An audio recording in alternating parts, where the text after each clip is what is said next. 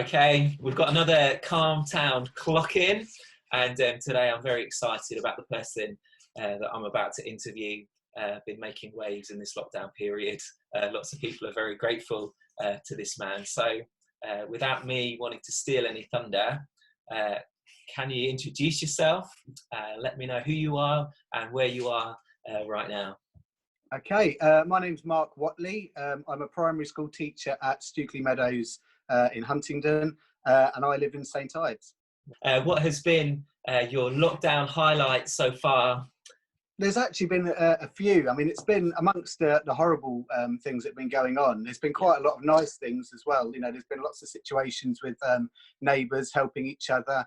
Obviously, the key workers who are putting themselves at risk the most, and they're still going on sort of for the good of the country. If I had to pick one, it would probably be on the Thursday night when everybody goes to their doorstep, claps, cheers, makes as much noise as the NHS. The first time they did it and I heard about it, I said, you know, I got my family and we stood on the doorstep and we almost felt a bit silly because we thought, what if we're the only one standing here making this noise? Everybody's going to wonder what we're doing. And sure enough, everybody from my street came out and all did exactly the same thing. And the noise just echoed around the atmosphere, around the neighbourhood.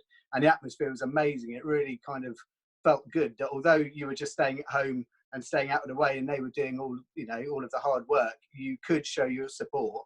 And then of course later on the news, you just saw how big that was and how many other people took part, and that was quite gladdening, I think. Yeah, fantastic. Did you go out with a frying pan? Are you going to do that one?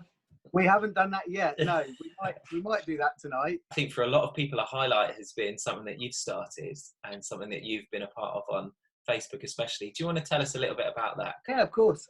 So when this first started, a lot of people were wondering what to do with their children at home. They knew they were going to homeschool. They weren't quite sure what to do. And it just started quite simply on my own personal Facebook channel, putting out a few ideas. Have you seen this link or have you seen this?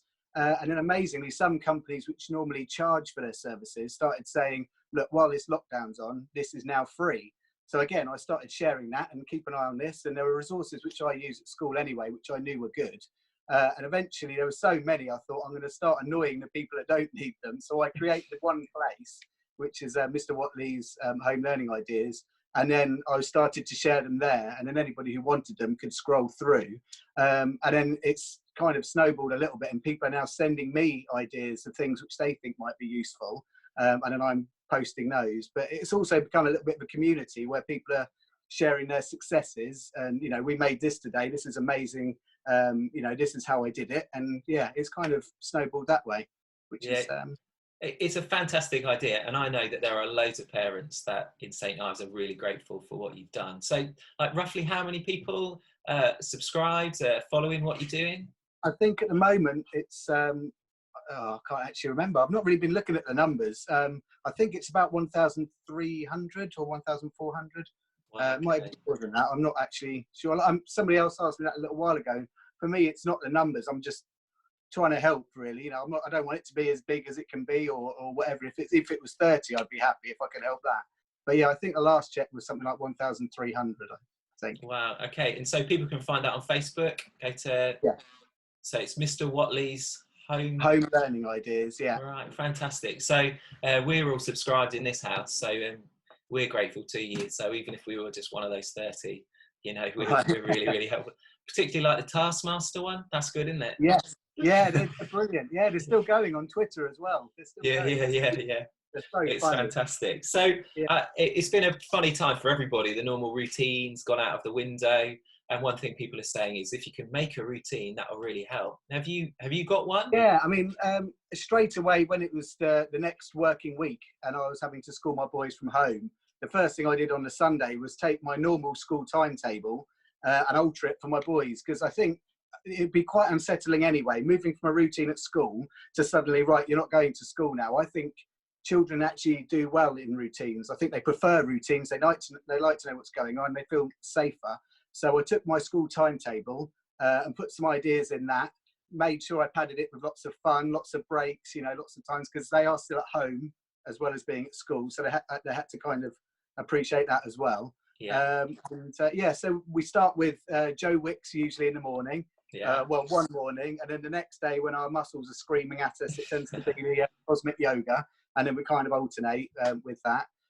We go straight on to a bit of writing, then snack, which I saw a great idea, which I did post on my page, which was somebody to set up a tuck shop with a price list and gave their children real money, and then they had to obviously pay if they want a bag of crisps or something like that, or an apple, they have to pay for it with real money, work out whether I've given them the correct change and all those sorts of things. And then we've been doing a little bit of art. We've done a lot more art actually than I think we've done in the past, and I quite like that. It's shown a talent in my boys which I don't think they knew they had, and they're quite surprised about some of these things they're producing. I think we've focused a bit too much in the past on reading, writing and maths, especially being a teacher, and it's been quite nice to see their creative side as well.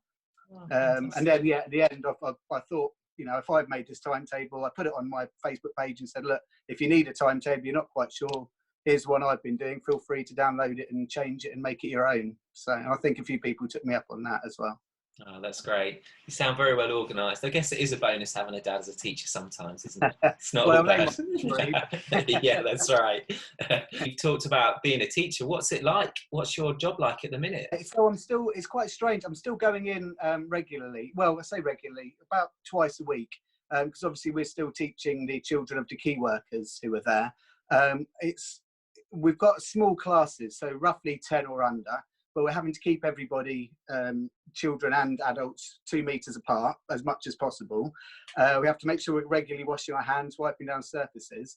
But what's tricky is some of the children are 5 years old, 6 years old, and of course they find it very tricky not to just, they're like magnets, straight towards each other, trying to keep them separate. Or if they need help with something we're teaching, their instant reaction is to come up and show you it, and of course you've got to try and view it from 2 meters away, so that side of things has been tricky, but they've actually been doing really well. They've coped ever so well with that side of things. And then when I'm at home, I've still been setting work for my class on Twitter. We've got a school Twitter account, so I've been setting work on there, and then they've been taking photos, sending it in, and I'm commenting and sending it back. So still a bit of marking, but from a distance.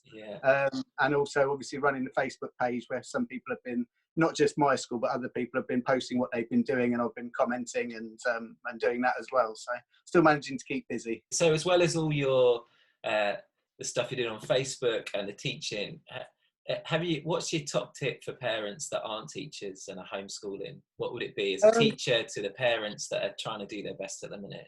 That's exactly what my advice would be. Not to beat yourself up about it, not to worry that you're not doing enough. Just do your best. If you're doing a little bit, then and that's what you're managing, because I know a lot of people are trying to juggle their own jobs as well as teaching, and it is really hard. I mean, we're quite lucky at the moment that this is my job and I can do that, but I appreciate a lot of people can't. So my top tip would just be to do as much as you can and be kind to yourself and not feel bad if you can't. If you have a day where the boys or the girls have just been on the sofa watching telly and that's all you can manage, then don't beat yourself up. It's strange times, and just be kind to yourself. Moving on a bit more, question we're going to be asking everybody is just around, it's quite a hard time, and you said about needing to be kind to ourselves. What has your lockdown teary moment been? Have you had a moment where it's been, oh, this is tough? Well, for me, it was right at the beginning. We found out on the Wednesday at school that the schools were going to be closed on Friday. And for me, I don't work Thursdays, I only work 4 days. So the Thursday I was off. I found out on Wednesday. The Thursday I was off. The Friday I actually had a funeral for my grandma, which was already quite emotional because a lot of her friends and family then couldn't come because she had to keep it small. But for me, it was really hard because I had to say goodbye on the Wednesday, and it was quite abrupt not being able to say a proper goodbye to my class. So I built up a good relationship with. They're a lovely class. I really love them to bits. And 1 minute they were there, and next minute they're not, which was another reason why I wanted to be quite a high profile on social media, just to stay in touch. It was horrible. We had all these lovely things planned. We have school trips planned, and all of a sudden, as far as we know, we're not back until September, and that would be the last I see them. And that was quite hard to get used to, I think, actually, when you built up that relationship with them. Yeah, of course. As if people couldn't love you anymore, Mark. You sound like the best teacher in the world. You really do. You really do. And people are just so grateful to you for I'm sure the parents of your class are really grateful to you, but also so many people in St Ives right now. So what will be the first thing you do when all of this is over? We don't know when, but what will the first thing be when it is? Oh, I've been thinking about what we've done. I saw an idea again, which I put on the Facebook page. There was a great idea for every time you say, oh, I wish I could do this, or it's a real shame we can't go here. People have been putting them down in a little jar.